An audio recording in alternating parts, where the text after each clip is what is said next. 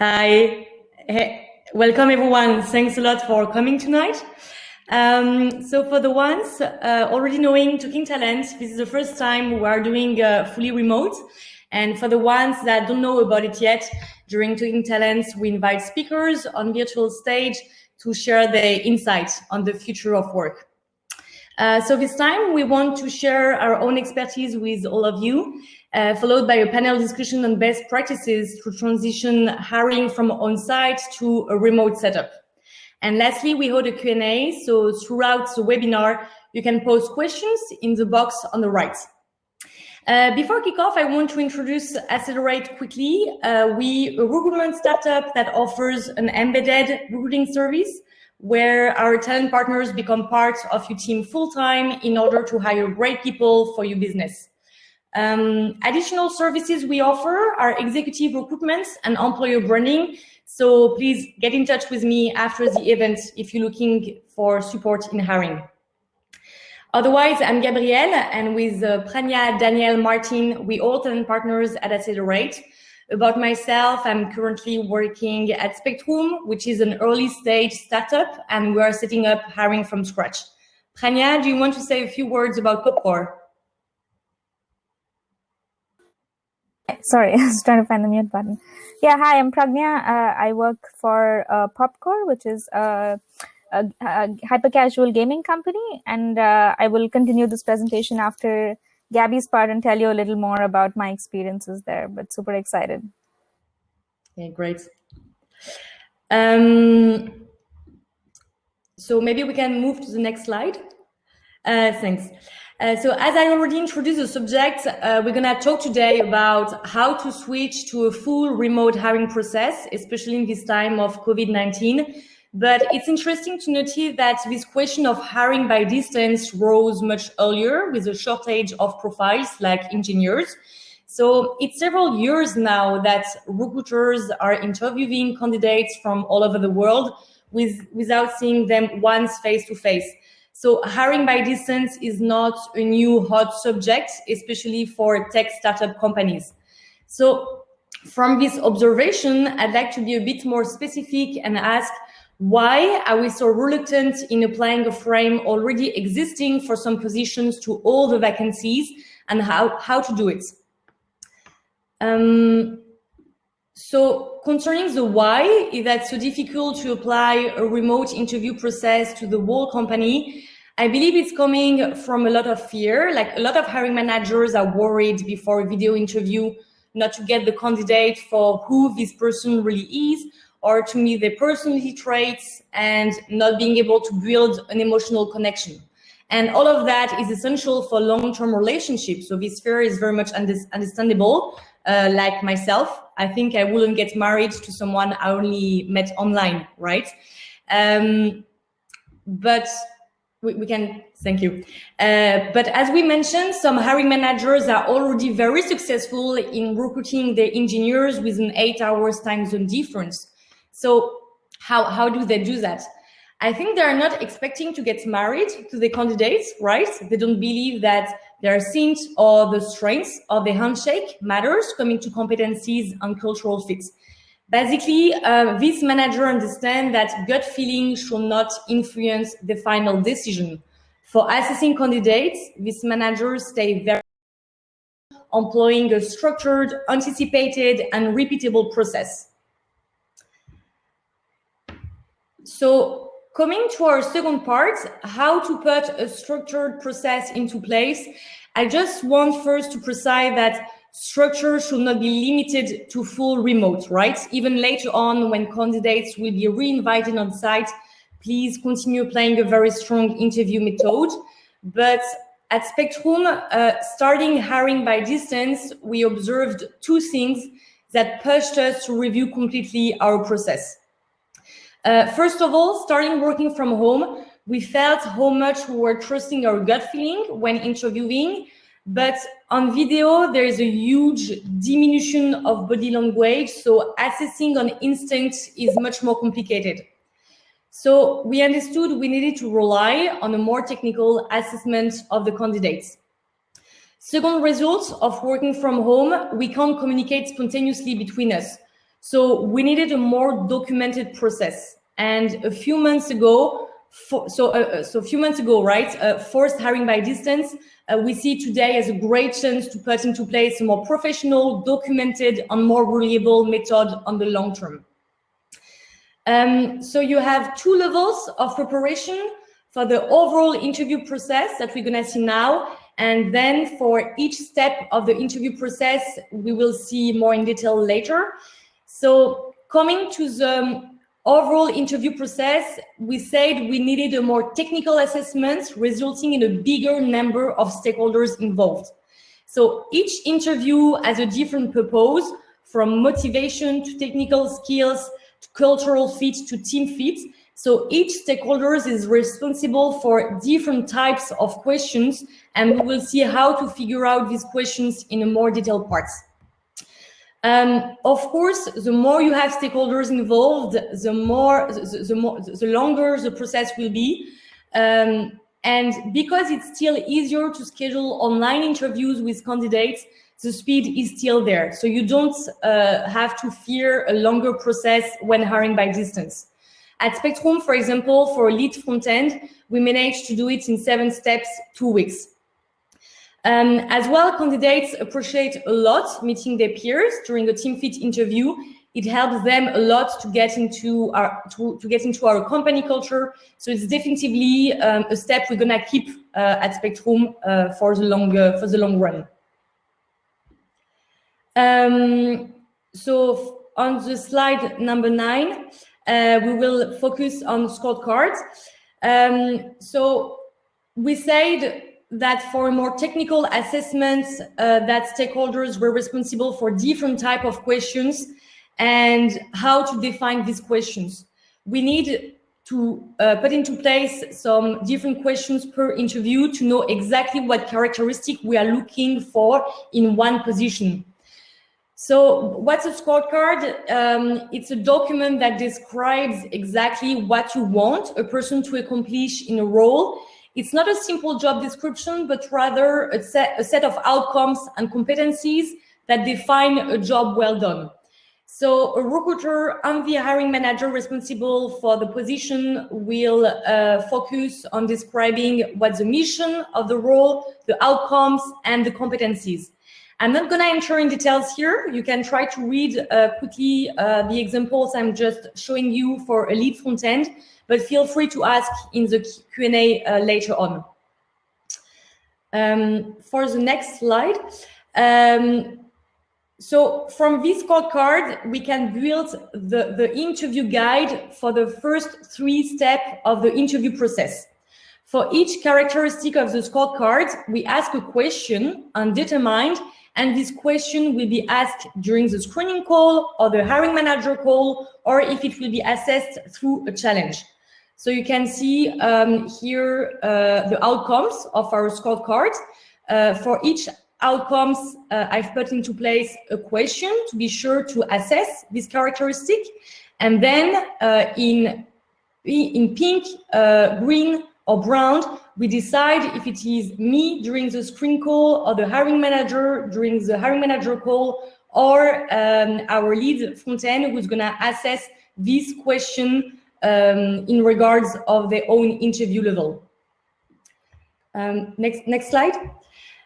So once you build the first 3 interview steps of the process, you can have a kind of sum up for these 3 interviews, and you will ask hiring manager to document it very precisely in an Excel sheet or in your ATS if you have a chance to have one. So the goal is to have a documented process to be sure that questions are the same for every candidate and that you have an objective decision at the end. Prania, next slide. Thank you. Concerning to your value interview and your team fit interview, you will do the same. You need to determine the values of your company with C-levels and build questions in accordance for assessing cultural fit for all your candidates. And you have a documented process for values interview. And next slide, Prania. Thank you very much. And with the team, we set up a meeting and ask what they are expecting from their future collaborator and build the questions on the traits expected. So at the conclusion, you obtain a planned, structured, repeatable process for choosing the right candidate by distance. And Pranya will take the second part of our speech, hiring by remote. Sorry, excuse me. I just wanted to tell about you few technology tools before Pranya will enter more details into especially biased hiring that we can find sometimes hiring by remote. So coming to technology, Slack will help you update your hiring manager in real time because we know that back and forth, we need to sometimes give information as soon as possible. So when we are hiring on site, it's something which is very easy to do, but by distance, Slack will replace email and try to speed up a little bit the process. Concerning Hangouts and Blue Jeans, there are very good tools for having multiple stakeholders on the same call. And as well, which is interesting with these tools is that the challenge of your candidates can be recorded. So you don't need to have multiple stakeholders assessing the challenge interview. You can show this challenge record later on to multiple stakeholders.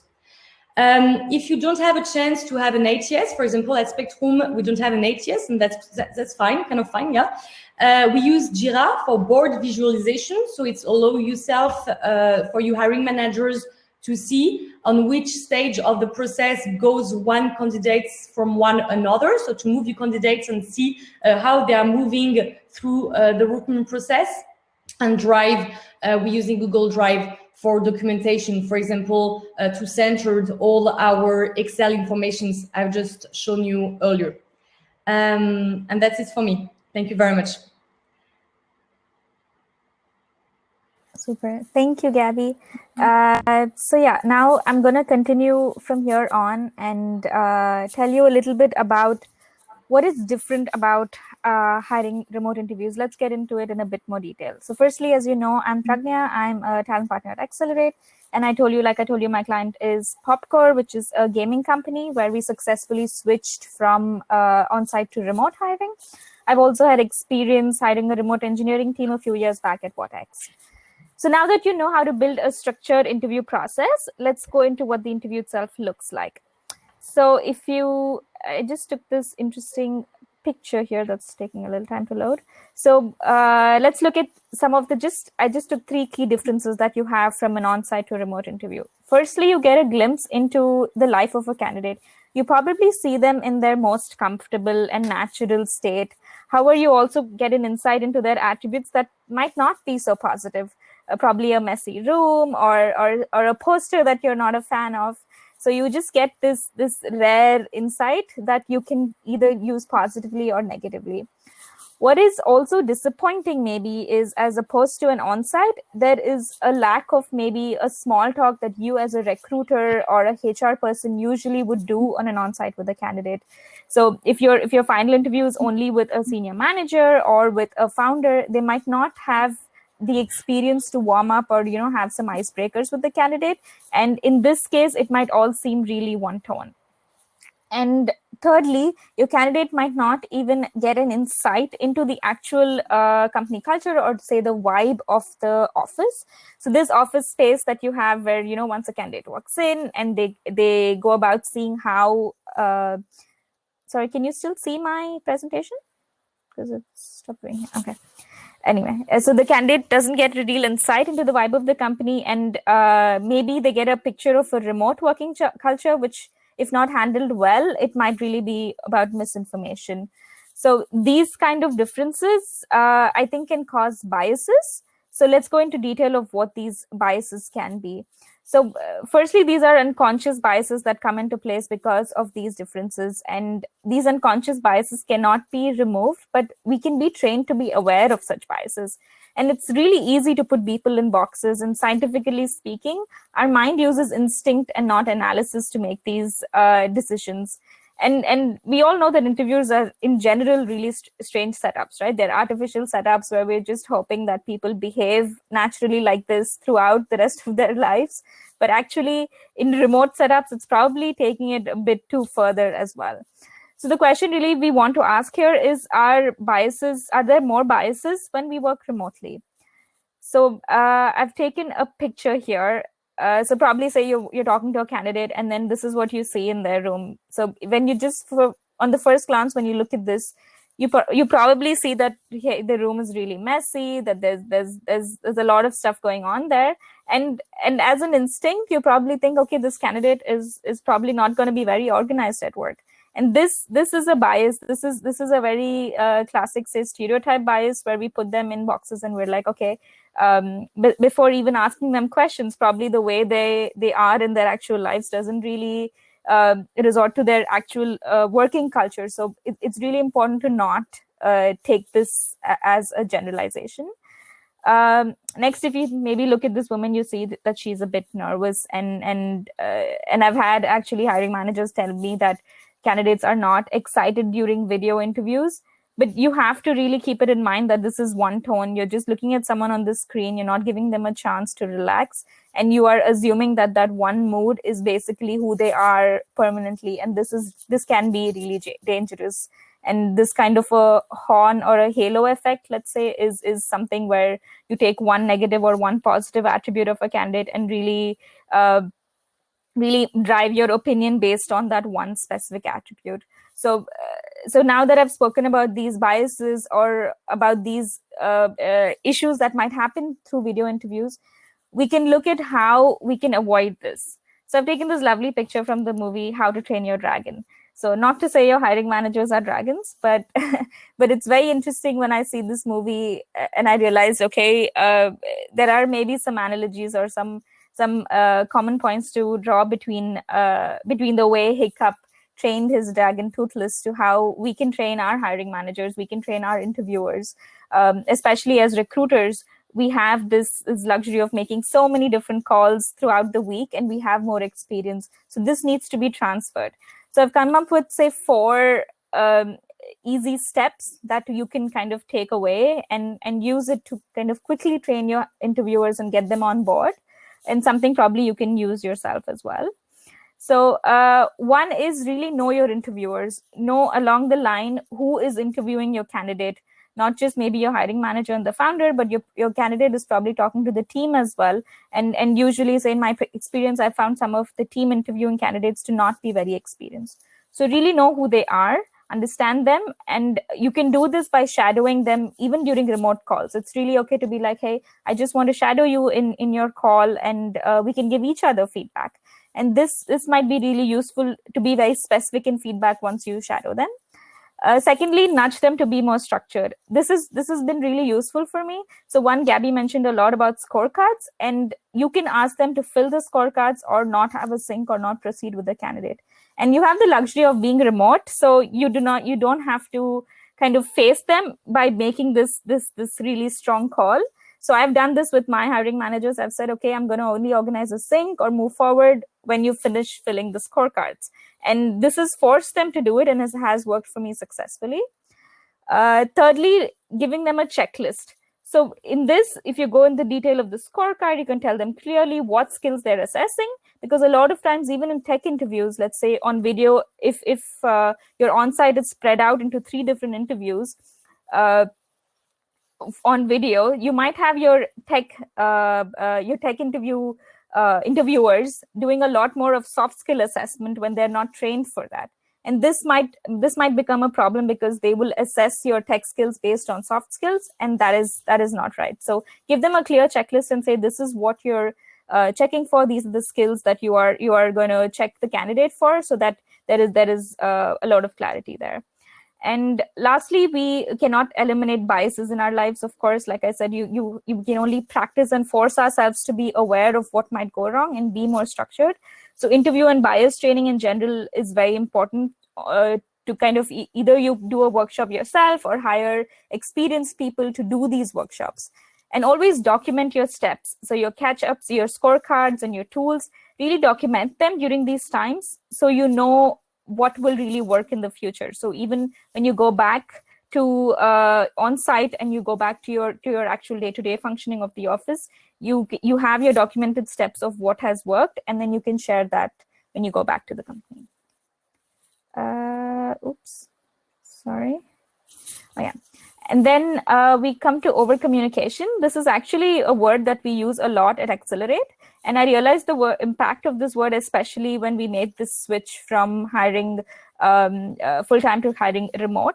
So while this word like over communication is really needed both for candidates and clients, if you talk about candidates in specific, they're really getting maybe 1/3 of the experience that they have on site, which by the way, on-site isn't sufficient either. So you need to have more calls with them as recruiters. You need to call them more, get an understanding from them of how their interviews went, have scheduled calls, even maybe an email isn't sufficient at this point.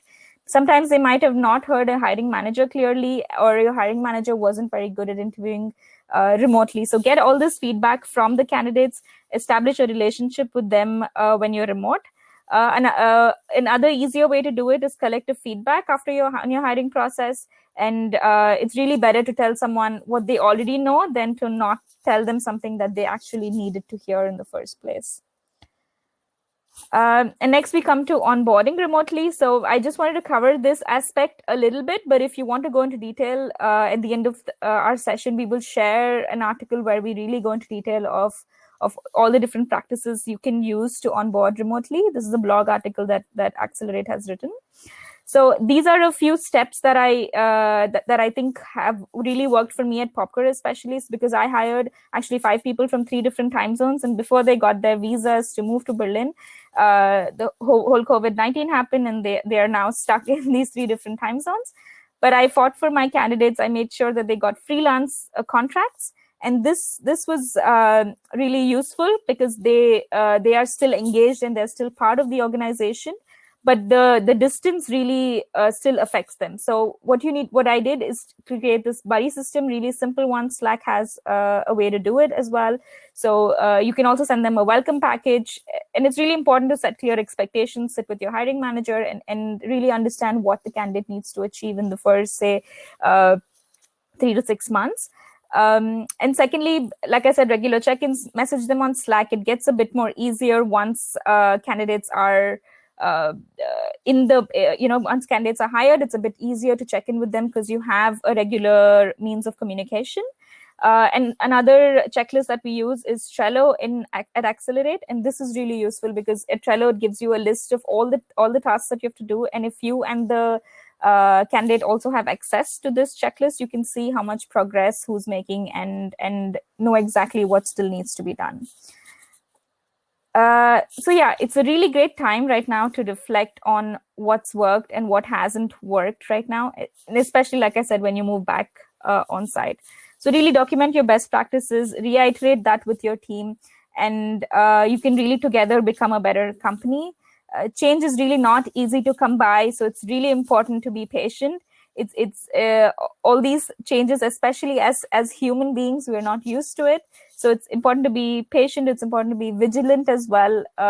Be a little flexible and communicate, probably over communicate. And let this temporary edits result in a permanent change of culture. Thank you. So that was it from my side and Gabby's side.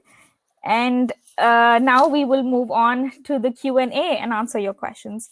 So please post if you have any and upvote the ones that are interesting. And me and Gabby have Daniel and Martin joining us today at the Q&A. So Martin is one of our engagement managers from Cape Town, and he's currently working with one of our clients, Prisma. And he's also successfully transferred to a remote hiring process with them. And Daniel is one of our senior talent partners at Accelerate, and he's recently completed a fully remote project at Hotjar and is now helping our expansion into the UK market. Thank you for joining us, all of you. Maybe unmute yourselves. Hello. Happy to be here. All right. So I'll read out these questions then, and whoever one of you wants to answer, just maybe start answering. The first question is, what communication setup with hiring manager, email, video calls, ATS, would you recommend to keep the candidate review and interviewing process fast and efficient as possible? Shall I take the first one? Yeah, please. I guess communication and the way that it's done is very topic specific. Which communication tool you choose to definitely align with what you're trying to communicate. So if there is a topic that's open for debate or a debrief that needs to happen, and how that happens can be quite different. I tend to prefer emails when I'm working with sort of long form content. So if I'm trying to put together long pieces of thought that would be sent out for people to read, that also doesn't require lots of comment. If something requires more comment, I would usually prefer Slack, where it's more possible for people to work over that. Generally, I try to use phone calls only for quite emergency kind of items, like something where I really need a response straight away and it can't be held back. And video calls are pretty much for if there's something that might be contentious or uncertain, or really something that there's no clear way to figure out something in writing. So I think what's important is to kind of put those together as operating principles within your recruitment process, at least for yourself and for hiring managers, but definitely for the talent acquisition function to realize when the appropriate will be used. Over time, I think what I've experienced at Prisma is now that we kind of know what channels are being used for what, people know when something is urgent, when something needs to be responded to immediately, when something needs to be thought about a little bit more or given thoughtful discussion. I think it's to set up those basic communication principles for yourself and making sure that you're using them consistently so that your team kind of knows what to expect and what the level of urgency and importance is based on the channel that you're using. Daniel, you want to add something about how Hotjar may be used? What their setup was? Yeah, our communication was pretty much everything was run through Slack and our ATS system. So everything was very, very well documented. We had calendar invites in place to make sure that we went over the feedback and actioned everything sort of as quickly as possible, normally sort of straight after the interviews. If that wasn't possible, then like I said, we had calendar invites in place.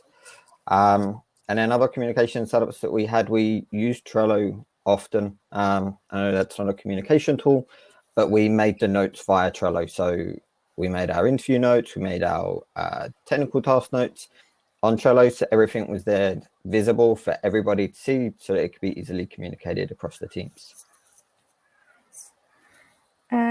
All right, the next question is, what tips can you give hiring managers and candidates to have the best remote hiring experience? I think that's interesting. Strong Wi-Fi. Yeah, I'll start this one. So yeah, as the person to mention, strong Wi-Fi is key. If you don't have strong Wi-Fi and it is a video call, try to make sure the candidate isn't afraid to at least say that, and to say their Wi-Fi isn't strong enough and just to turn the video off. It's a million times better to have a better conversation without seeing their face than to have a started conversation you're trying to keep it going just because you want to see their face. Other good tips is to make sure that the hiring manager or the interviewer always turns up a couple of minutes early. The chance other candidate will, and it will just give you some time to speak about random bits and pieces. I know, Pragna, you mentioned it in your talk. At Hotjar, we called it like the weather part of the call, and more often than not, you would literally just ask what the weather's like. You'd ask where they're based and just generic questions like that, so that at least puts them at ease. Other tips in terms of making a good process for it, it's just having your questions outlined, knowing exactly what you're going to ask. I think this is a very good time to train up your interviews, because you can hide your questions or they can have the questions in front of them. So that's another good step, is that each question can be fully answered and you can take down notes for it. And then the only other thing is just to make sure that you explain the agenda of the call at the very start. So set up the process, set up that there'll be maybe a Q&A session at the end for the candidate, and go down that path so that they have as much information, so it's a good process or a good hour interview. That's true. I think from the point that Martin mentioned last time, it's if things go wrong, so if your video sort of gets cut, you don't know what's happening, always keep asking your candidates, how are they doing? Like I keep checking with them and say, okay, could you hear me? Was my last point clear? Over communicate here, check a little more than you would usually, and that might help. Gabrielle and Martin, do you have anything to add here? Daniel alluded to, the one point I'd add to that is what makes quite a big difference is for the whole hiring team that's involved in the process to be aware of what the whole process looks like right from the get-go. The part of creating continuity is important, so that one call, if for instance the first call that the screening call that a recruiter might have would explain what's the process going forward.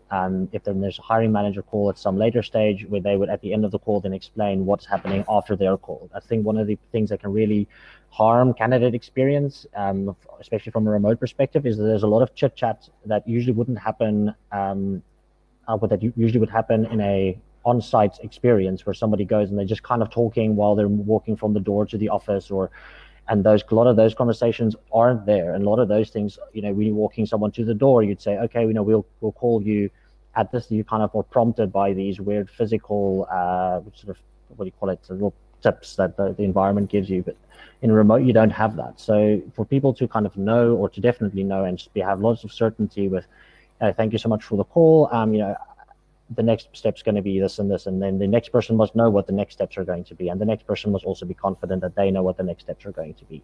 That kind of continuity creates, because a remote process is a bit stop-start. We have a conversation, then it stops, and we have a conversation, then it stops. So that continuity, I think, helps a lot with candidate experience from what I've experienced so far.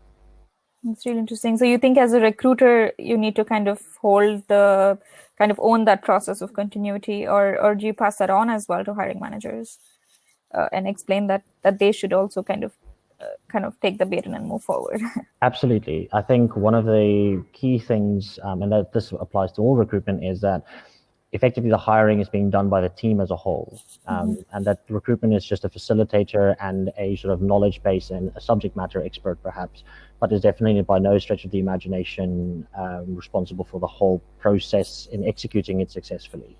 So training up managers, letting them know what's expected of them, making sure they're bought into the process, that they understand why every step is there. If at the moment that a hiring manager doesn't understand why a step exists, it creates problems for them. But you have buy-in on the process, and then they should be each taking responsibility to guide the person through, put them at ease, answer questions regarding the process. So as long as everybody knows, it'll definitely, I don't think that it's the recruiter's responsibility, for instance, to follow up after, say, for instance, a hiring manager interview to re-explain the process again. The hiring manager should definitely at that stage be able to explain that as well. If, for instance, they fail to do that, good to jump in and fix it up, but definitely they should know and help drive it forward. Nice. We have a really interesting question here, actually. So how can you show, this question is from Paul. So it's like, how can you show off your company culture to candidates when you can't bring them on things like culture fit lunches? So I think the first part of it, maybe we can start off with how do you show your company culture remotely? Gabby, you want to start off? Yeah, sure. I think cultural fit is a whole subject by itself. It's very, very wide, very, very big topic. But what's interesting is to try maybe to define first what is cultural fit. So I'm not sure actually that cultural fit is showable or that we can really feel it through an office. And it's something we really observed maybe from moving the process from on-site to remote. And that's why I precise in my presentation that for me it was so important, for example, for the candidates to have a peer interview and to be in touch with the direct team for this last stage of the interview process.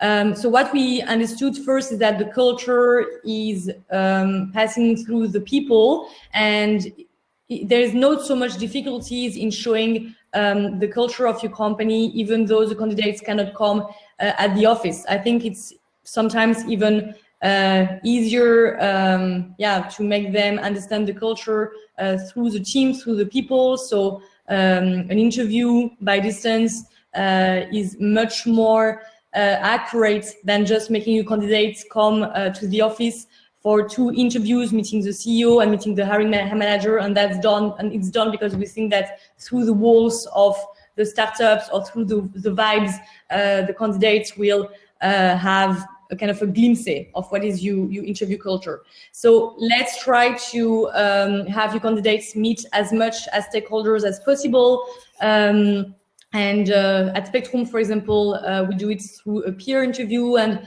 what's important maybe is to train as well the direct team to have an interview with multiple stakeholders, like who will take the lead of the interview, and trying to have a structured interview. Otherwise, it can feel a bit messy. So yeah, it's a whole interview preparation with the direct team to ensure that the candidates have a great understanding of what are the expectations of the team as well.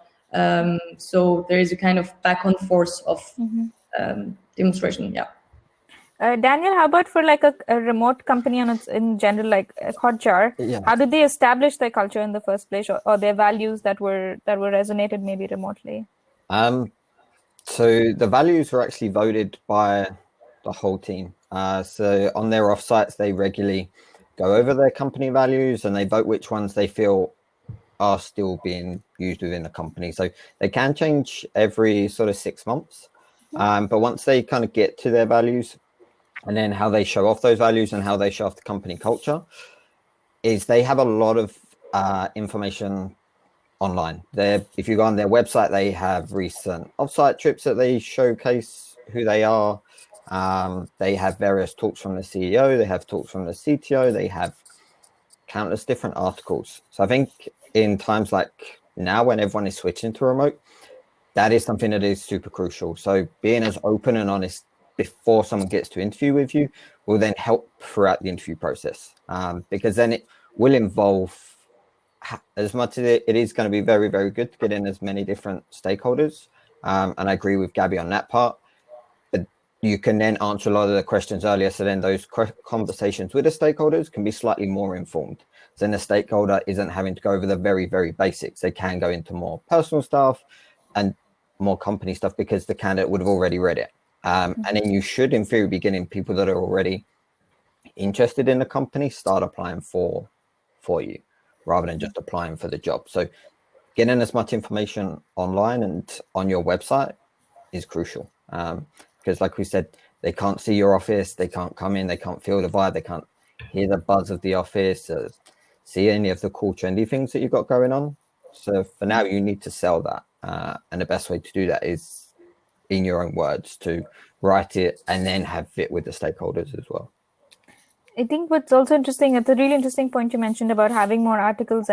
But if you're like a small startup and you don't have a lot of articles, I think you can take that ownership and just understand and look at your company and see, okay, what are the 2 things that really stand out for your company as culture that people maybe notice, and you can explain that to candidates probably, right? Like during the process, you can tell them, hey, this is one of our strongest values, or this is a vibe of our company that you usually see when you come on site. Maybe as interviewers, we can go out of our way to explain those points, even if they are not asked by candidates. Oh, 100%. If you don't have all of these flashy offsites that you can post these cool videos, and you are a smaller startup, then just create a small sort of PDF thing of something that's really exciting that the company is offering, whether it's certain learning opportunities, whether it's things that people can get involved with, or anything like that. Anything that will make your company stand out and will make people want to join. And it's just basically creating a list of reasons for why your current employees are working there, why your current employees chose to work there, and then articulating that for other people to read. So it doesn't have to be flashy. It can literally be a PDF that the recruiter sends out or the hiring manager sends out, or you have it linked on the website. Interesting. So yeah, the most upvoted question right now is, why do many companies publish job offers when they find it difficult not to get to know the candidates one-on-one offline? Especially in crisis, however, the areas of sales and marketing, business development should have a new strategic orientation to strengthen trust and image. What do you think? Martin, do you want to take this on? I'm not 100% sure I understand the question. I maybe Yosra, if you wanted to elaborate, I don't know if Yosra can speak. Is it possible? No. No worries. So I think why people are continuing to hire at the moment is effectively because they still need people to continue during this time. I think a lot of the planning parts of that, and there's lots of organizations that are still moving forward. But I think part of the question, especially in a crisis, however, the areas of sales and marketing, business development have a new strategic orientation. I'm not entirely sure, to be honest. Maybe somebody else has a different take on it. I'm not 100% sure I understand the question. I think it's to do with trust. I think maybe the question is that areas like sales, marketing, business development need trust and image as to meeting candidates. So doing them offline, I think the question is whether it's going to be too difficult to do it that way. I guess Gabriel, yeah. I guess Martin? if you phrase it in that way, I mean, I guess my answer to that would be that the world goes through changes, and we will eventually establish a new normal, right? And what used to be, if I had to imagine telling my grandfather what we're doing today in terms of hiring people that we've never met who live in other countries, just by having these calls with them, I think he would most likely be very surprised that that's happening. And I think how we see trust is also quite different. What people used to associate with trust traditionally will change over time, and people will. I mean, I think Daniel, having worked at Hotjar, which is such a remote company who have people from all over the world that they would never meet at all. I think they also at some point wrote a really great article where they were talking about you kind of have to take a leap of faith. You will have to be able to find ways to determine through good interview processes, through good discussions with people, the most amount of trust that you can possibly get, but you will never be 100% certain. Even with an on-site process, you'll never know. And I think some of those traditional boundaries and barriers that were put up for, that's how I want to have a handshake, or I want to meet the person in person, those things will eventually change. I think one of the questions that I also noticed was about, why engineering is a little bit ahead on this. And that's just because engineering has been working towards this for the last 20 years. And that was a sort of, just because of the way that engineering scales across the world and the way that people are able to interact and build communities online, the level of trust in the engineering community has been established from maybe the early 2000s. They've got a 20-year track record of doing it. So yes, sales, marketing, business development, they are probably a little bit behind on that. But I think now with the crisis that we have today, there's going to be a definite acceleration, and I think they'll catch up quickly, and I think people will start behaving differently very, very, very, very soon, in my opinion. Yeah, absolutely. Anything you guys want to add there to that point? There's another interesting question actually that talks about the tools right now. So what tools are recommended, would we recommend maybe when conducting remote interviews? So the question specifically, is it better to use Zoom or Google Hangouts, or are they more or less the same? I think I can start answering this question, and you guys can jump in if you want to add more. So for me, I think Zoom right now is under the radar for its privacy concerns. So that's why people aren't using it. It does have more features than Google Hangouts. Another tool is BlueJeans that my client Popcore uses for video interviews. I personally think Google Hangouts is good, and we found this sort of grid add-on that you can do on Google Chrome that makes it a little similar to Zoom. But otherwise, I think right now people are opting out of Zoom for the privacy concerns. Any other tools that you guys can add here? We actually used to use Hangouts. We would only ever use Zoom for the recording function, so at technical stages when we would use Zoom. Other tools we'd use Slack. Candidates would get put on our Slack channel, so they could speak to the interviews or the hiring team after their interview. But other than that, no, just the very basic ones that we used to use. Yeah, I think this is something Gabrielle also mentioned in her presentation about, keeping it simple and not maybe using too many tools to confuse yourself and your employees, right? Yeah. At Spectrum, for example, we use Google Hangouts and Zoom when we have some weekly meeting involving a lot of stakeholders at the same time, because I think maybe the communication is easier, there's more features and so on. But yeah, Google Hangouts for interview definitively works very well. So we are not trying to try other tools because we found it's quite convenient this way. Yeah, that makes sense. So yeah, next question. I think this is super interesting for Martin, and on your experience working with different companies, how trained do you think in interviewing the team should be before doing peer interviews? As much as they can. That's the ideal setup. I think it is so I'm gonna give away my age, but when I started off working in across HR departments as sort of HR business partner kind of roles, it was quite interesting to see how people were approaching interviews. What is a lot of the thinking in the beginning of or quite a while ago was, peer interviews was really almost like getting to know you and just chats, and do I like the person, and like I'll ask them a couple of questions and see how it goes, and yeah, no, I get along with them, they seem really nice. And if you dug into it a little bit, or dig into a little bit, you realize it's quite shallow, and there's not really a lot there. There's not really a lot driving towards what the outcomes are for this role. So the way that we generally approach peer interviews, the idea is that when a role kicks off, it all starts there. And again, I really want, especially from as a remote perspective, there must be a more holistic kind of view of this from everybody involved. So even with peer interviews, there have to be goals, and the people who are doing those interviews need to be not only trained in interview techniques in general, so how to answer questions, what kind of questions to ask. I mean, that's a lot of guidance that can be happening there, but those questions should all be directed towards a fundamental goal of understanding certain key indicators within that panel interview or that peer interview that is actually going to inform the decision making. If there's no information really being garnered from a peer interview, the peer interview is a little bit wasted. It's an opportunity that's gone amiss to really answer certain key questions. So what we generally tend to do is between various interview stages, we would assess sort of the scorecard and see where we are.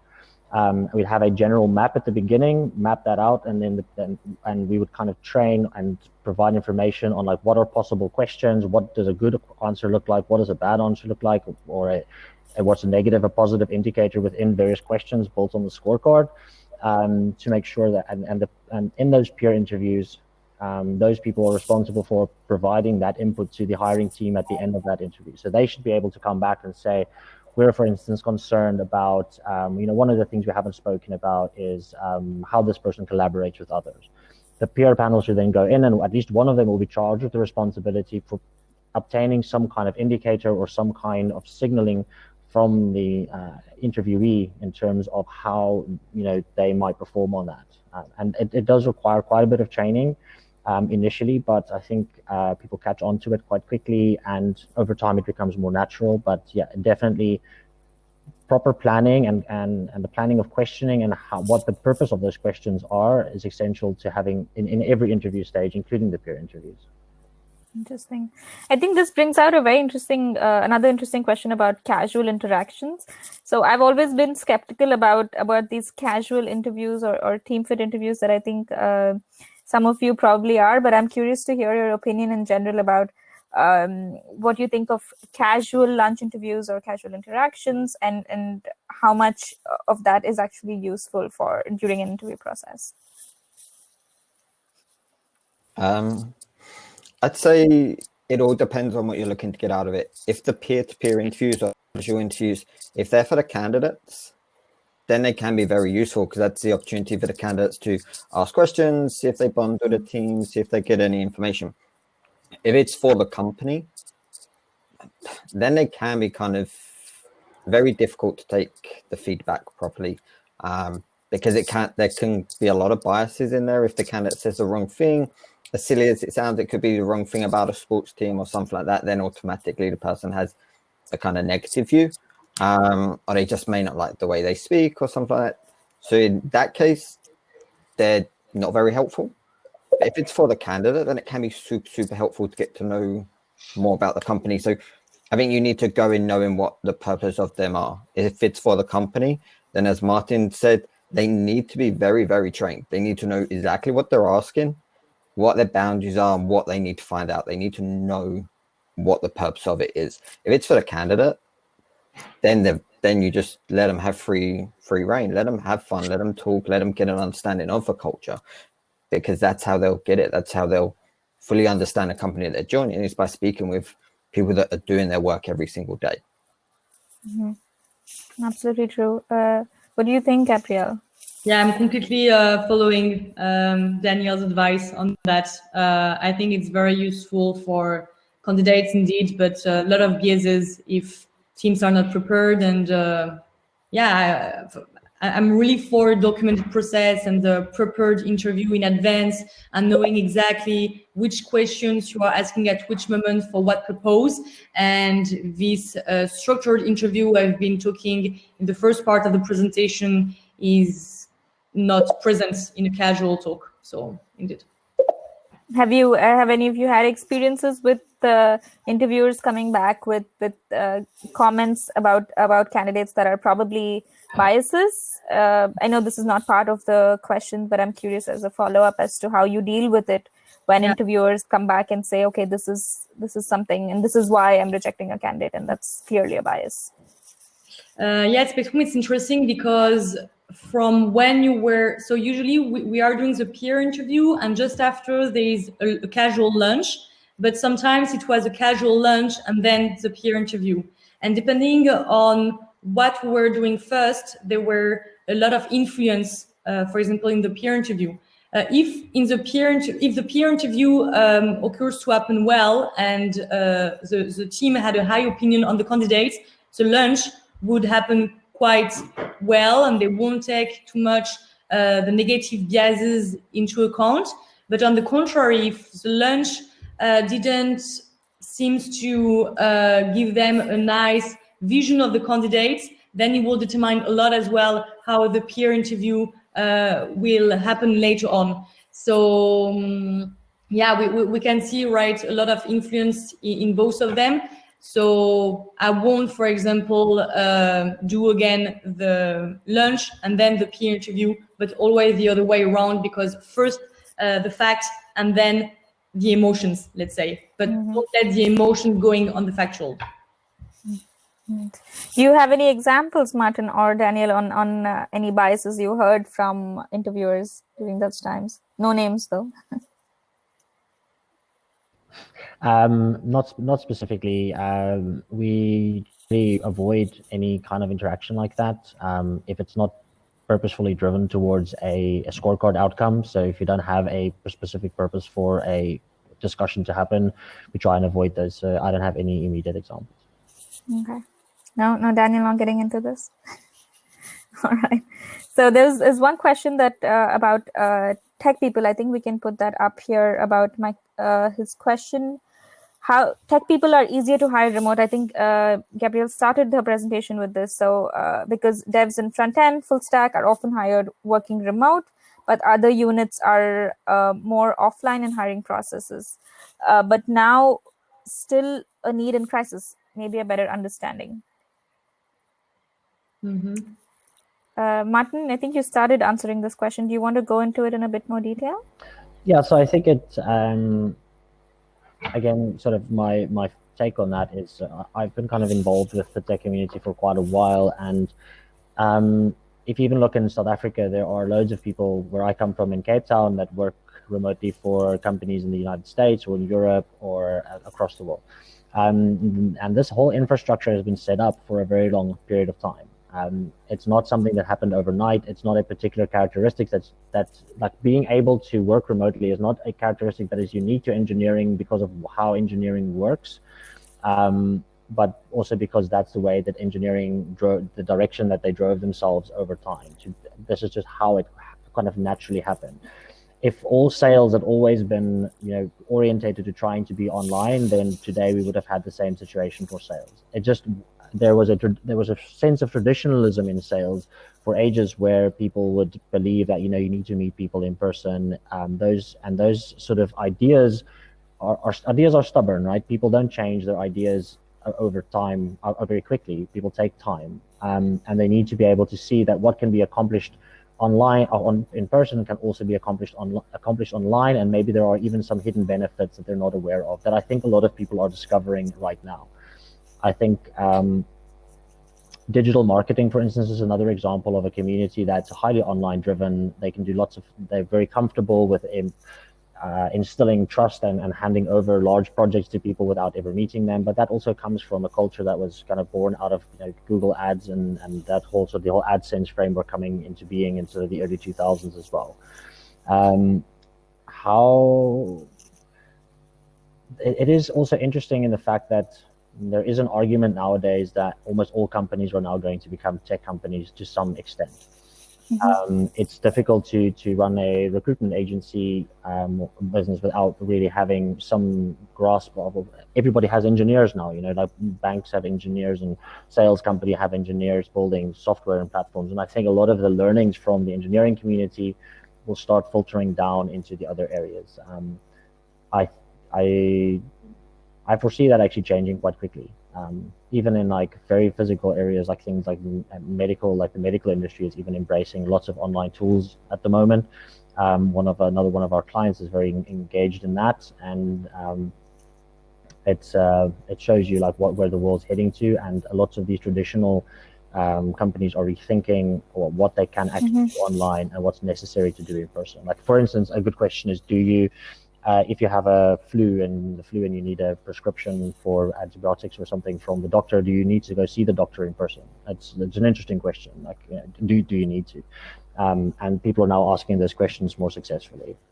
Nice. No, yeah, that's true. I also just think basically hiring tech is it's really hard, which is why companies just will do anything possible to get the best possible person, even if not meeting them directly. But with other roles, since there's not as much shortage in the market, they're willing to be more strict, maybe. But yeah, I guess that was probably our last question before we sign off. Anything quickly from all of your sides, one thing that you think our viewers need to kind of take away with them, just very quickly. Daniel? I would say that you also need to understand that the candidate needs to find out as much information about the company in this time, rather than just the company interviewing the candidate. The candidate needs to know as much information as possible. Nice. Gabriel? You're muted.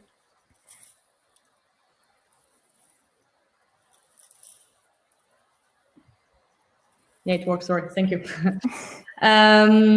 Yeah, as Daniel said, maybe a lot of empathy, but I really would like to maybe go more on the communication side, trying to make a process as smooth as possible between your hiring managers and your candidates. So between each step of the interview process, have a chat with your candidate to explain what will be the next step about and how the step worked for the candidates, and really giving a lot of feedback. I think it's a good way as well for engaging the candidates with your company. Nice. Martin, final words? I think we're facing sort of an infrastructure problem, and like, how do we actually deal with that now? Like, how do we put everything together? I think if I can say what to sort of take away is like, I'm going to spend some time to think about this completely anew, like try and start at the beginning and say, how would this actually work if we never did it on site before? Like if I just had to rethink the problem entirely from scratch, just as an online process, how does it look then, without being sort of too much trying to mimic what happens, what a traditional sort of on-site process would look like. Kind of don't try and create that, but in an online presence, but trying to kind of rethink it entirely in terms of what you can do to rethink the process entirely, and the way that you're doing things, and what infrastructure can you build or put together or assemble to make sure these things run extremely smoothly. Like Daniel was saying, how do you communicate your culture online? How do you do that? Like, how you think about it, try and actually really put effort and an investment behind that over time to make sure that these things start working for you and become something that actually makes your life easier instead of being a problem that you're trying to solve. That's really good points, all three of them, I think. So yeah, I hope all of you really enjoyed our webinar today. Thank you, Martin, Daniel, and Gabrielle, for sharing your learnings. Thank you all for attending, and hope everyone leaves the webinar with a little more wisdom on how to hire remotely. Additionally, we want to offer a free remote hiring audit to all attendees present, where we look at your current hiring setup and give you tips on how to improve. Please sign up here. Quickly click on the sign up link. And feel free to reach out to any of us in case you have any follow-up questions, and keep an eye out for relevant remote talking talent webinars that will be there in the coming weeks from Accelerate. Thank you all and have a lovely evening. Bye. Bye.